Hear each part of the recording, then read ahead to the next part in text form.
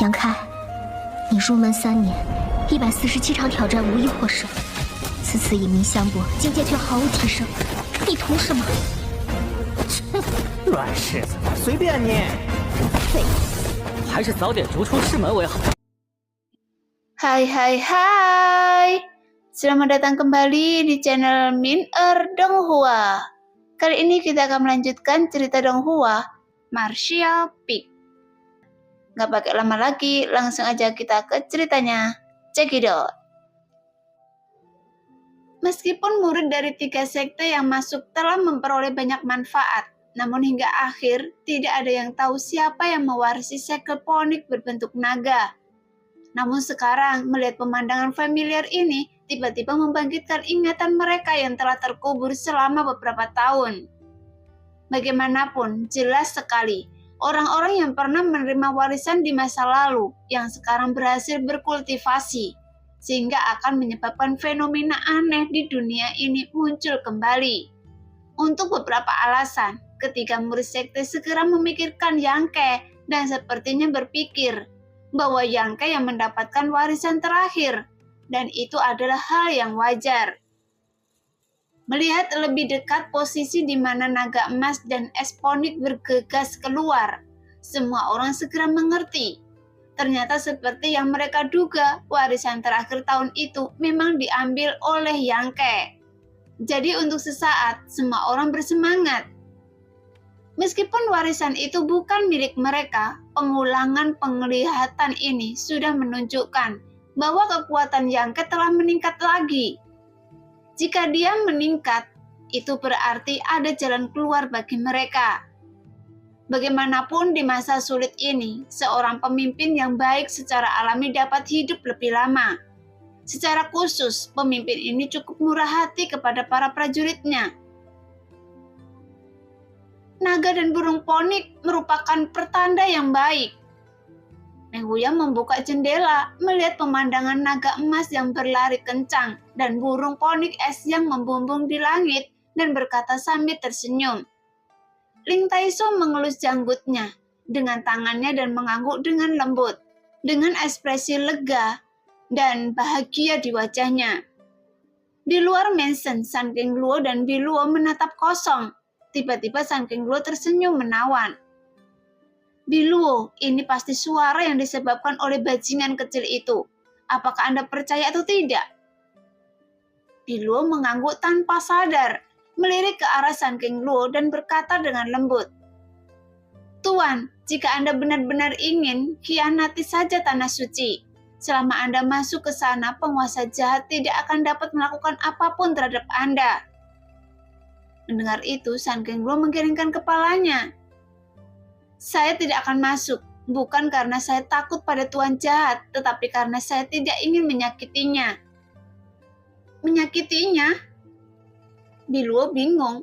Dia tidak mengerti fisik San King Luo yang sombong, jadi dia tentu saja tidak mengerti mengapa ratu tinggal di luar rumah selama beberapa bulan terakhir, tetapi tidak masuk ke dalam dengan bersama bajingan itu. Lagi pula, tuannya jelas sangat menyukainya. Bahkan Biluo telah melihat San King Luo terlihat sedih berkali-kali. Karena semakin dekat dia dengan saya, semakin cepat dia mati. San King Luo tersenyum pahit. Bahkan jika dia hanya tinggal di luar mansion, cintanya tumbuh dengan sangat cepat dari waktu ke waktu. Sehingga Ratu Menawan akan merasakan detak jantung yang tak tertahankan, berharap dia tidak sabar untuk segera masuk ke mansion Yangke dan tinggal bersamanya. Tapi setiap saat, dia menekannya dengan paksa. "Saya tidak mengerti." Biluo menggelengkan kepalanya dan mendesah pelan. Dia tidak ingin melihat ratu yang dia kagumi dan cintai menjadi seperti ini. "Anda tidak akan mengerti, ini adalah nasib dari garis keturunan Ratu Menawan saya." Mata menawan San King Luo sedikit sedih. Pada saat ini, ratusan mil jauhnya di Zhongdu. Meskipun berjauhan, namun gambaran langit dan bumi yang dihadirkan oleh naga dan burung ponik bisa terlihat jelas oleh orang-orang di sana. Sehingga kelima raja jahat tampak santai dan puas. Meskipun mereka terkejut dengan penglihatan ini, mereka juga merasa bahwa itu bukan sesuatu yang istimewa. Dan hanya Raja jahat Yang Be yang menatap ke arah kota perang, menunjukkan ketakutan yang mendalam. Hanya saja orang-orang dari 8 keluarga tidak banyak berbicara karena mereka semua tidak tahu mengapa kejadian seperti itu terjadi di kota perang. Sejak serangan besar-besaran tanah jahat Changyun, Zhongdu telah memutuskan kontak dengan kota Zan. Dan satu-satunya orang yang mengetahui bahwa rumah Yang Ke aman adalah Tuan Yang keempat dan istrinya. Karena semua orang yang berpikir bahwa seluruh kota pertempuran telah dihancurkan dan tidak ada seorang pun yang masih hidup. Melihat penglihatan ini, Yang Yingho, kepala keluarga Yang, tiba-tiba menyadari sesuatu, menoleh ke arah Yang Yingfeng dan berkata, "Keempat, apakah Yang Ke baik-baik saja?" Ketika Dong Suzu mendengar ini, dia dengan cepat mencubit Tuan Yang dengan tenang, mengisyaratkan dia untuk tidak menjawab. Bagaimanapun keluarga Yang tidak adil terhadap Yang Ke. Ketika ketujuh keluarga bergabung untuk menyerang Yang Ke, keluarga Yang tidak melakukan apapun dan tidak menghentikan mereka. Hal ini juga membuat Dong Suzu sangat tidak senang dengan keluarga Yang. Sehingga Tuan keempat yang jujur ragu-ragu sejenak, kemudian dia mengangguk dengan lembut. Yang Zhou dan Yang Wei juga aman dan sehat dan sekarang berada di rumah Kai Er. Mendengar itu, Yang Yingho tampaknya menunjukkan sedikit relaksasi, tetapi dia tidak cepat menahan diri dan berkata dengan tenang, "Katakan terima kasih kepada Yang Ke untuk saya, jika Anda memiliki kesempatan."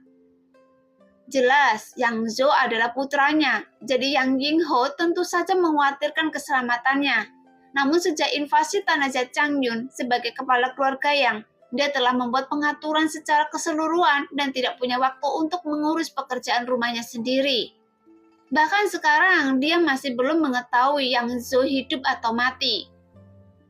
Sekarang Yang Yingho mendengar apa yang Tuan keempat katakan, jadi Yang Yingho secara alami menghela nafas lega.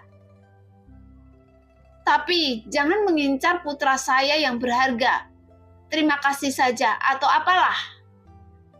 Dong Suzu cemberut. Mendengar itu, Yang Yingho meliriknya dengan sedikit rasa bersalah di matanya. Di dalam kamar, Yang Ke dan Suyan membuka mata mereka secara bersamaan, kemudian saling memandang dan keduanya tersenyum. Karena kultivasi ganda akhirnya berhasil menembus tahap ketiga yang merupakan hubungan hati ke hati. Bahkan kultivasi ganda Yin Yang tidak hanya berhasil menembus tahap ini, tetapi latihan meditasi dalam jangka waktu yang lama, dan itu juga telah memungkinkan keduanya untuk maju ke tingkat kultivasi yang lebih tinggi. Sekarang Yang Ke telah mencapai alam kenaikan abadi tingkat keempat, dan Suyan telah mencapai alam kenaikan abadi tingkat kelima. Dan kesenjangan antara keduanya hanya di tingkat ranah sekecil. Meskipun dia telah mengasingkan diri selama 3 bulan, dia mampu menembus ke tingkat pertama dengan sangat cepat. Namun ini adalah kecepatan tercepat yang bisa dicapai dengan berkah dari kultivasi ganda Yin dan Yang. Jika dibandingkan dengan kecepatan terobosan sebelumnya, Yang Ke masih sedikit tidak puas. Namun terobosan kultivasi ganda ke tahap ketiga ini dapat melemahkan ketidakpuasannya. Karena bisa mencapai tahap ini, berarti dia dan Suyan benar-benar memiliki hubungan dari hati ke hati, yang jauh lebih jelas daripada hubungan tidak jelas di antara mereka sebelumnya. Bahkan bisa dikatakan selama satu sama lain mau, mereka bisa dengan jelas memahami semua pikiran satu sama lain, yang setara dengan masuk jauh ke dalam lautan kesadaran satu sama lain, dan mengintip rahasia. Tapi tak satu pun dari mereka adalah orang yang membosankan.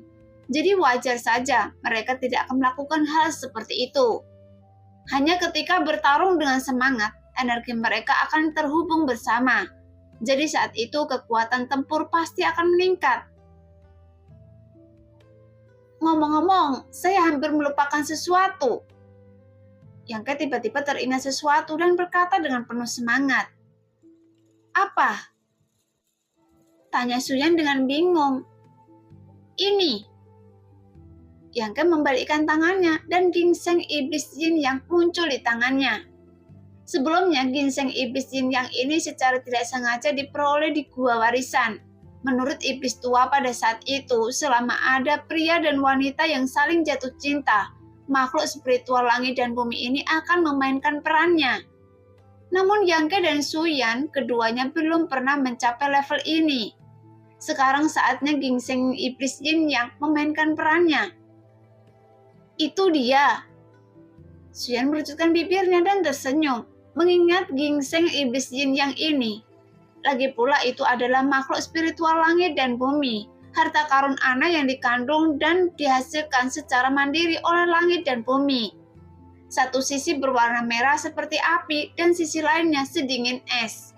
Dia juga memiliki kemampuan berpikir tertentu dan tahu caranya mencari keberuntungan dan menghindari kesialan. Meskipun ada banyak makhluk spiritual seperti ini di dunia, tetapi sulit bagi orang biasa, bahkan para ahli di antara para pejuang untuk melihat keberadaan mereka sangat sulit. Jadi benda spiritual langit dan bumi ini adalah harta yang sangat langka. Bagaimana cara menggunakannya? Yang Ke dalam masalah. Iblis tua hanya mengatakan bahwa selama pria dan wanita yang sedang jatuh cinta muncul, ginseng iblis yin yang akan berfungsi. Tetapi cara menggunakannya tidak disebutkan dengan jelas. Mungkinkah setiap orang makan setengahnya? Memikirkan hal ini, Yang Ke merasa aneh. Benda ini sudah ada di pikirannya. Bukan hanya tanaman obat. Jika benar-benar digigit seperti ini, Yang Ke tidak akan bisa melakukannya.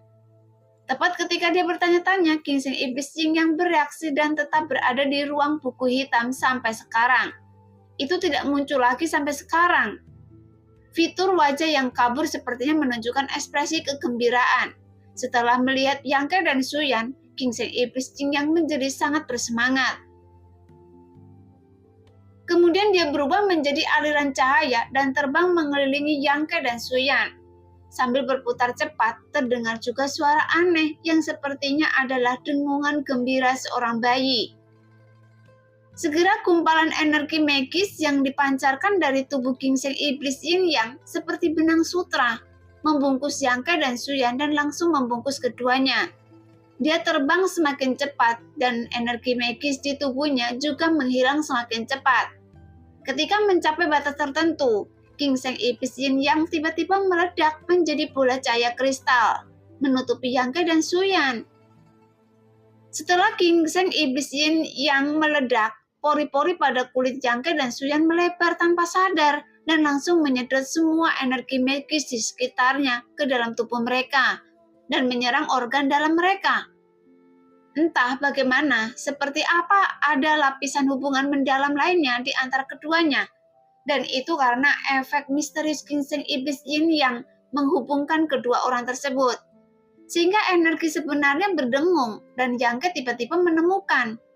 Meskipun dia tidak menjalankan keahliannya, energi sebenarnya di tubuhnya aktif berjalan dengan kecepatan tinggi. Setelah sedikit perasaan, dia menemukan bahwa Su Yan juga melakukan hal yang sama. Terlebih lagi, kecepatan lari teknik saat ini jauh lebih cepat dari biasanya. Jika aktif kembali, kecepatannya akan meningkat lagi, sehingga Yang Ke seterang cermin dan ekspresinya menjadi bahagia. Ternyata efek ginseng iblis yin yang bukan harus diminum, tapi butuh inisiatifnya sendiri saat dia dan Su Yan menjalin hubungan hati ke hati yang sejati. Dan sekarang, ginseng iblis yin yang sudah tidak ada lagi. Dia telah berubah menjadi kekuatan magis yang menghubungkan tubuh dan pikiran Yang Ke dan Su Yan. Selama jarak keduanya tidak terlalu jauh, meskipun mereka tidak menjalankan keahliannya, mereka dapat menarik energi spiritual dari dunia sepanjang waktu untuk memperkuat diri. Jika metode budidaya mereka digunakan, efisiensi budidaya akan meningkat sekitar 2 kali lipat. Jadi, mengingat bonus tambahan ginseng yin yang dan kultivasi ganda, hasil ini cukup menakutkan. Rasanya seperti anak kita. Su Yan menyentuh dadanya, merasakan hubungan antar dirinya dan Yang Ke karena ginseng iblis yin yang ini. dan kecemerlangan kelembutan serta cinta keibuan bersinar di matanya yang indah. Mau satu? Yangke memiringkan kepalanya dan menatapnya dengan senyum aneh, sehingga Suyan tiba-tiba tersipu dan menatap Yangke dengan marah. Namun Yangke menjilat bibirnya, tapi ada ekspresi kegembiraan di wajahnya. Karena melihat ekspresinya, Suyan langsung tahu apa yang dia pikirkan. Segera dia merasa sedikit bingung dan seluruh tubuhnya terasa panas. Dia menundukkan kepalanya sedikit dan tetap diam. Sekarang nafas Yangke tiba-tiba menjadi berat dan kemunculan Suyan semakin merangsang darahnya. Saat dia hendak mendorongnya untuk melakukan kesalahan, suara perkelahian dan teriakan sengit tiba-tiba terdengar dari telinganya. Kadang-kadang semburan fluktuasi energi yang kuat datang dari luar rumah. Mendengar itu, Yangke tampak terkejut dan ekspresinya menjadi dingin karena dia terganggu pada saat kritis ini, sehingga suasana hati Yangke yang baik benar-benar hancur. Segera Suyan melepaskan kesadaran spiritualnya dan menghela nafas ringan. Sepertinya seseorang tiba di kota perang dan memulai pertarungan dengan Ratu Menawan di luar. Saya akan memeriksanya. Yangke menarik nafas dalam-dalam dan berdiri. Dia keluar dengan tenang. Lagi pula, Sang King Luo ada hubungannya dengannya. Jadi, dia tidak bisa melepaskannya. Hanya saja dia tidak tahu siapa yang melawannya. Setelah keluar dari mansion, Yangke menemukan ada sekelompok orang beberapa ratus kaki di luar mansion. Bahkan ada banyak orang, setidaknya sekilas 100 orang, berkumpul di satu tempat dan hampir semua dari orang-orang ini adalah penguasa alam abadi. Dan mereka semua melihat ke langit dan di surga. Ada 3 orang lagi yang mengepung Sang King Luo. Masing-masing dari ketiga orang ini adalah orang kuat di alam transenden. Mereka telah memblokir jalan keluar Sang King Luo dan menyerangnya dengan kejam. Meskipun Ratu Menawan sekarang telah dipromosikan ke alam transenden, dia masih muda dan ada Biluo di sampingnya yang perlu dilindungi. Jadi bagaimana bisa menjadi lawan dari ketiga orang ini? Setelah pertempuran besar, mereka dipukuli hingga babak belur. Namun serangan seperti laba-laba yang luar biasa menjaga dirinya sendiri dan Biluo, dan mereka masih tidak bisa menghentikan ritme serangan ketiga orang itu. Penyihir, saya akan menangkap Anda tanpa ampun, tapi saya tidak akan membiarkan Anda mati. Di antara mereka bertiga, seorang lelaki tua dengan kulit pucat berteriak dengan marah. Saya tidak menyangka akan bertemu dengan Ratu Menawan yang terkenal di sini. Sangat sulit untuk menemukannya tanpa usaha apapun sebelumnya. Tapi setelah sampai di sini, saya tidak perlu banyak usaha.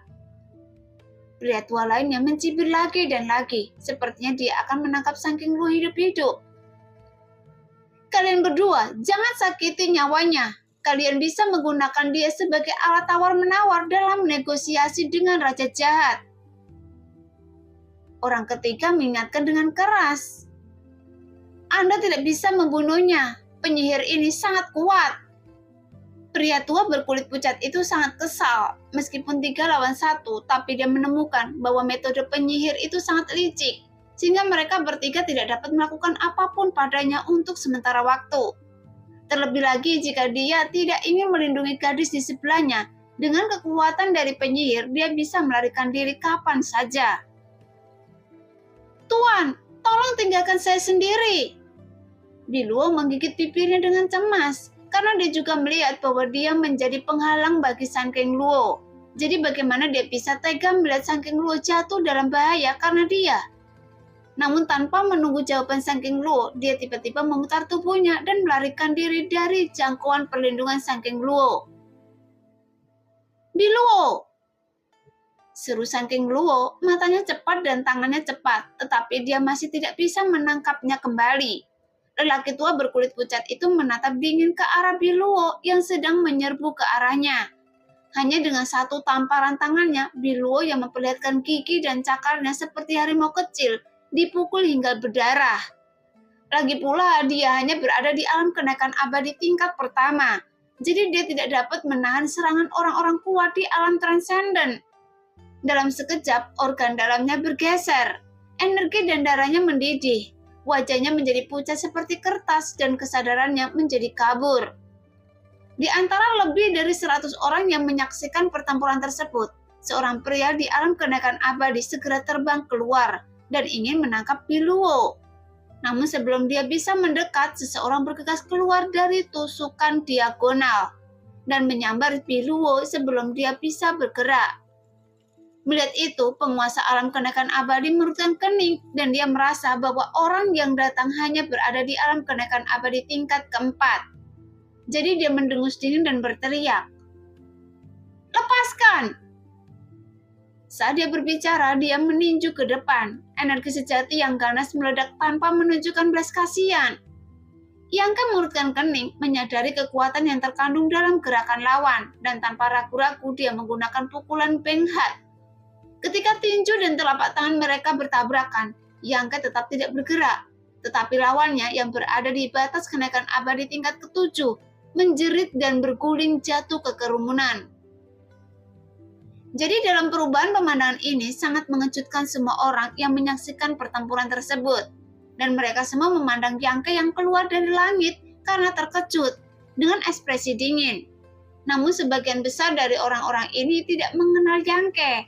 Tetapi sejak dia menyelamatkan Biluo, semua orang secara alami menganggapnya sebagai kelompok yang sama dengan Sang King Luo. "Tuan Muda Yang," salah satu dari 3 orang yang mengepung Sang King Luo melihat Yangke dan berteriak. Dan ketika dia berteriak, dia dengan cepat melompat keluar dari lingkaran pertempuran. Segera Yangke menoleh dan menatapnya dengan ringan, namun dia juga merasa sedikit terkejut. "Penatua Lu?" Jelas orang ini ternyata adalah Lucy, pria kuat di alam transender dari keluarga Lu. Tapi keduanya tampak terkejut saat bertemu di sini. Lagi pula, Lucy tidak tahu bahwa rumah Yangke ada di kota perang, dan Yangke tidak tahu mengapa Lucy datang ke sini. Jadi begitu mereka berdua berbicara, pertarungan Sang King Luo berhenti. Namun Ratu Menawan masih menatap mereka bertiga dengan waspada, dan goyangan tubuhnya yang halus, dia datang ke sisi Yangke. Dan mata indahnya penuh kekhawatiran, dan dia menatap Biluo dan berkata, "Bagaimana kabarnya?" "Tidak ada rasa takut akan hidup." Yangke menggelengkan kepalanya, terbang ke depan mansion bersama Sang King Luo, menyerahkan Biluo kepada Yuxian yang bergegas keluar dari mansion, dan memintanya untuk membawanya kembali untuk diperawatan. Setelah menangani masalah ini, Yangke berbalik dan mulai melihat orang-orang yang tiba-tiba datang ke kota perang. Pada saat ini, orang-orang itu semua memandangi rumah Yangke dengan takjub. Dengan ekspresi tidak percaya di wajah mereka, mereka hanya tahu bahwa kota perang itu telah dihancurkan total. Tapi hari ini mereka menemukan bahwa sebenarnya ada area di kota perang yang belum sepenuhnya hancur. Bahkan rumah besar Yangke dilestarikan di sini. Di dalamnya dan ada banyak pejuang yang bereaksi. Melihat itu, ekspresi Lucy berkedip-kedip seolah-olah dia sedang memikirkan sesuatu dan sikapnya tidak bisa tidak melunak. Di sisi lain, 2 ahli alam transender lainnya memandang Yangke dengan ketakutan dan kemarahan. Segera Qiu Yimeng juga keluar. Ketika dia melihat Lucy, dia bertanya dengan heran, "Lucy, kenapa Anda di sini?" "Nona Qiu?" Lucy mengangguk sedikit. "Saya menerima perintah panggilan dari 8 keluarga dan bergegas ke Zhongdu untuk memberikan bala bantuan. Tapi saya melihat fenomena aneh di dunia terdekat. Jadi dia datang untuk melihatnya. Tanpa diduga, kami bertemu dengan Raja Jahat di sini. Namun saat dia berbicara, matanya berkedip-kedip antara Yangke dan Sang King Luo. Tampaknya tidak mengerti mengapa hubungan keduanya tampak tidak biasa." "Itu saja." Qiu Yimeng mengangguk ringan. Sekarang 1/2 tahun telah berlalu sejak invasi besar-besaran tanah Jatjangjun. Meskipun 8 keluarga besar mengeluarkan perintah perekrutan ke semua kekuatan di dunia 2 kali, tapi sangat sedikit yang menanggapi. Namun keluarga Qiu sendiri mendukung keluarga Lu. Bahkan jika Lucy enggan, dia mungkin harus memimpin elit keluarga ke Zhongdu untuk memberikan bala bantuan. Kedua orang ini adalah... Qiu Yimeng memandang 2 pria kuat lainnya di alam transenden. Lucy memperkenalkan, "Yang ini adalah penatua Huang Xiao Huang dari keluarga Huang. Dan yang ini adalah penatua Jiang Zijiang dari rumah Guangming. Mereka berdua akan pergi ke Zhongdu bersama saya. Yu Yimeng mengangguk ringan. Keluarga Huang dan rumah Guangming seperti keluarga Lu memiliki hubungan dekat dengan 8 keluarga Zhongdu. Saya khawatir karena alasan inilah mereka harus mengambil resiko dalam menghadapi perekrutan. Karena perintah yang dikeluarkan oleh 8 keluarga, mereka membawa seseorang ke sini. Huang Xiao dan Jiang Xi mengapa Yu Yimeng dengan sikap santai. Tetapi ketika mereka melihat Yang Ke, wajah mereka menunjukkan rasa jijik dan jijik. Karena pada tahap akhir perebutan warisan, 8 keluarga mencoba yang terbaik untuk mendiskreditkan Yang Ke. Mengatakan bahwa dia berkolusi dengan roh jahat dan ingin menimbulkan masalah di ibu kota. Dan berita ini telah menyebar ke seluruh dunia, dan sekarang Huang Xiao dan Jiang Xi melihat dengan mata kepala sendiri bahwa Yang Ke dan Seng Qingluo tampak dekat dan memiliki sikap ambigu. Memikirkan berita yang mereka dengar sebelumnya, mereka langsung percaya itu benar. Sehingga dengan bayangan saja, Yang Ke benar-benar dikaitkan dengan roh jahat. Nona Qiu, kenapa Anda ada di sini? Lucy penuh keraguan. Jika mereka tidak tertarik dengan penglihatan langit dan bumi kali ini, mereka mungkin tidak akan tahu bahwa ada begitu banyak orang yang hidup di dalam kota perang. Berlindung. Yu Yimeng tersenyum. Melarikan diri? Lucy kaget. Iya, kami berlindung di sini. Huang Xiao mendengus dingin. Nona Qiu, masalah apa yang bisa kita hadapi di sini? Saya khawatir tempat ini telah menjadi markas belakang tanah jahat Changyun. Mendengar itu, ekspresi Yu Yimeng tetap tidak berubah, dan dia berkata sambil tersenyum. Mengapa penatua Huang mengatakan itu? Huang Xiao menunjukkan ke arah Seng Qingluo dan Yang Ke, kemudian dia berkata, yang satu adalah Raja jahat dari tanah jahat Changyun, dan yang lainnya adalah tuan muda dari keluarga yang berkolusi dengan roh jahat. Nona Qiu, Anda masih muda dan tidak punya apa-apa untuk melakukan kesalahan. Jangan tertipu oleh pengkhianat. Jangan sampai Anda menyesalinya seumur hidup Anda. Ditipu oleh pengkhianat? Yu Yimeng memandang Yang Ke dengan lucu dan berkata, terima kasih penatua Huang karena telah mengingatkan saya. Meskipun saya tidak memiliki informasi sebanyak penatua Huang, saya masih tahu apa yang saya lakukan. Mendengar itu, Huang Xiao tampak murung dan diam-diam menggelengkan kepalanya, merasa bahwa Yu Yimeng mungkin telah disihir oleh Yang Ke dan sekarang tidak dapat melihat situasinya dengan jelas. Hanya saja merupakan keajaiban bahwa rumah kecil ini dapat dilestarikan di masa sulit. Jadi Huang Xiao merasa bahwa alasan mengapa rumah kecil ini dapat dilestarikan pasti karena tanah jahat Changyun memiliki hubungan dengan Yang Ke. Jika tidak, seluruh kota pertempuran akan hancur. Tapi mereka masih bisa tinggal dengan tenang di sini. Lagi pula, tetua keluarga Huang memiliki pemikiran yang sudah terbentuk sebelumnya. Jadi tidak dapat dihindari bahwa dia akan berpikir seperti ini. Tapi Yu Yimeng juga tidak ingin menjelaskan terlalu banyak kepadanya. Bagaimanapun di seluruh dunia, hanya Yang Ke Mengsen yang merupakan tempat berlindung teraman saat ini. Tetua Hua, rumor tersebut tidak dapat dipercaya sama sekali. Lucy tiba-tiba menyela, sepertinya membela Yang Ke. Mendengar itu, Huang Xiao dan Jiang Xi dari keluarga Guangming memandangnya dengan heran. Jelas mereka tidak begitu mengerti mengapa Lucy mengatakan itu. Jadi Lucy berkata, saya telah berhubungan baik dengan Tuan Mudayang dan saya dapat menjamin, bahkan dia bukanlah pengkhianat, meskipun dia memang sangat licik. Dia jelas masih peduli dengan fakta bahwa Yang Ke mengambil tempat tidur giok kristal matahari yang dia gunakan untuk meditasi ketika Yang Ke menjadi tamu di keluarga Lu. Meskipun juga mereka hubungan Yang Ke, dia bisa mendapatkan pil misterius dari Xiao Fungsheng yang membebaskannya dari masalah selama bertahun-tahun. Tapi tempat tidur batu giok matahari bernilai banyak uang. Tetua Lu, terima kasih. Yang Ke terkekeh. Penatua Lu mengatakan bahwa dia tidak berkolusi dengan roh jahat. Huang Xiu mendengus dingin. Oke, saya tahu visi Penatua Lu dengan baik, jadi saya percaya kata-kata Penatua Lu. Tetapi bagaimana Anda menjelaskan adegan ini sekarang? Jelas pertanyaan ini ditunjukkan pada Yang Ke. Apa yang perlu saya jelaskan kepada Anda? Yang Ke mencibir. Diam-diam berpikir bahwa Huang Xiu menarik. Dia menerima perintah perekrutan dari 8 keluarga dan bukannya pergi ke Zhongdu untuk memberikan bantuan. Dia malah berkompetisi dengan dirinya sendiri di sini. Jadi ini sungguh tidak masuk akal. Jadi setelah Yang Ke memikirkannya secara diam-diam dan mungkin mengerti mengapa dia melakukan ini. Bagaimanapun sisi Zhongdu terlalu berbahaya dan Huang Xiu mungkin tidak ingin pergi ke sana dengan sukarela. Jika terjadi sesuatu di jalan, dia secara alami akan terjerat. Menunda laju dan kecepatan perjalanannya ke Zhongdu. Jika dia memberikan kontribusi yang besar di sini, dia mungkin akan digunakan kembali oleh 8 keluarga ketika dia pergi ke Zhongdu.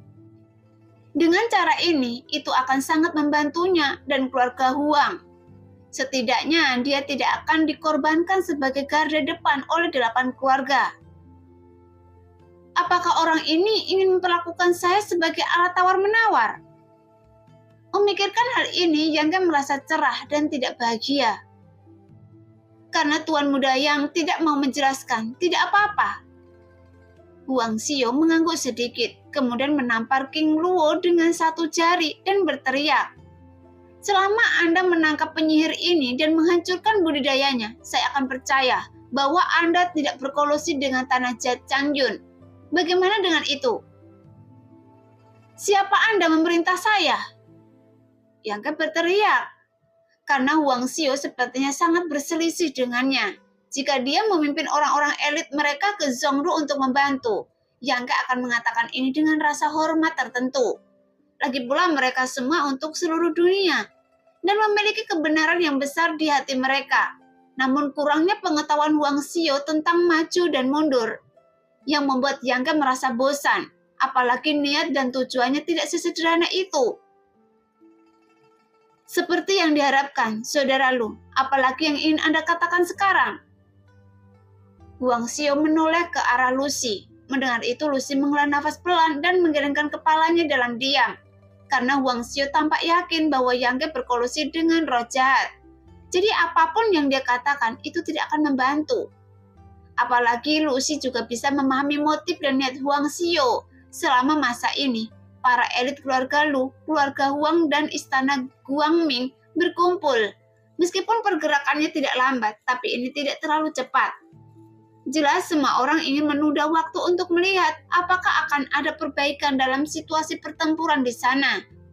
Sebelum mereka tiba di Zhongdu, setiap orang ingin sekali menemukan sesuatu terjadi di jalan. Namun di sepanjang jalan mereka tidak menemui apapun sama sekali.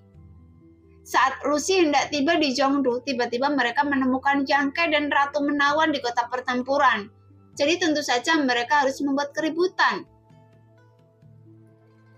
Saudara Lu, Saudara Jiang, tanah Jia Changyun dilanda roh jahat dan raja jahat telah muncul di sini. Jadi kita tidak bisa hanya duduk diam dan tidak melakukan apa-apa. Huang Xiu tiba-tiba berteriak keras. Mendengar itu Lucy merasa ngeri.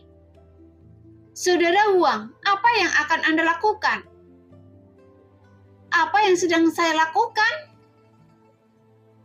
Huang Xiu mencibir lagi dan lagi. Tentu saja saya ingin melenyapkan tempat ini, menangkap penyihir ini dan sampah keluarga yang berkolusi dengan roh jahat, dan mengirim mereka ke ibu kota pusat untuk ditangani oleh 8 keluarga. Mendengar kata-katanya yang liar, Yang Ke tidak bisa menahan diri untuk tidak mengangkat alisnya, dengan ekspresi aneh di wajahnya. Tidak hanya Yang Ke yang memiliki ekspresi ini, tetapi orang-orang yang keluar rumah. Setelah mendengar suara itu, semuanya tampak aneh dan memandang Huang Xiu dengan heran. Namun dengan orang-orang kuat di rumah Yang Ke, bisakah mereka menghancurkannya? Tidakkah mereka tahu kekuatan macam apa yang tersembunyi di dalam rumah itu? Bahkan ketika 8 orang dari kuil Fing Shen datang, mereka tidak dapat melakukan apapun terhadap rumah Yang Ke. Jadi bagaimana Huang Xiu bisa memiliki kepercayaan diri seperti itu? Setelah memikirkannya dengan hati-hati, semua orang tiba-tiba mengerti. Setengah tahun yang lalu, pasukan koalisi dari 7 keluarga melancarkan serangan yang kuat. Dan 8 orang dari kuil Feng Shen berperang melawan 3 orang di alam transenden dari rumah Yangke. Dan seluruh kota pertempuran menyaksikannya. Tetapi keesokan harinya, tanah Jiachangjun tiba-tiba menyerbu dalam jumlah besar. Yang membuat kehidupan di kota perang hancur, bahkan tidak ada seorang pun yang hidup kecuali rumah Yangke. Jadi saya khawatir berita pertempuran malam itu tidak dapat bocor. Dan hal ini membuat Huang Xiu berpikir bahwa tempat ini hanyalah kediaman tuan muda dari keluarga yang ikut serta dalam pertempuran perebutan tahta. Bahkan jika banyak pembantu berkumpul di rumah Yangke, berapa banyak fondasi yang bisa dimilikinya? Lagi pula, orang-orang dari keluarga Huang yang datang kali ini semuanya adalah elit. Dan bahkan ada beberapa orang kuat di alam transenden yang bertanggung jawab. Jadi menurut Huang Xiu, selama dia bisa menghadapi Sun King Luo, dia bisa dengan mudah mengalahkan tempat ini. Nah, demikianlah cerita hari ini. Terima kasih yang sudah menonton video Min Er sampai selesai. Sampai jumpa di video selanjutnya. Bye-bye.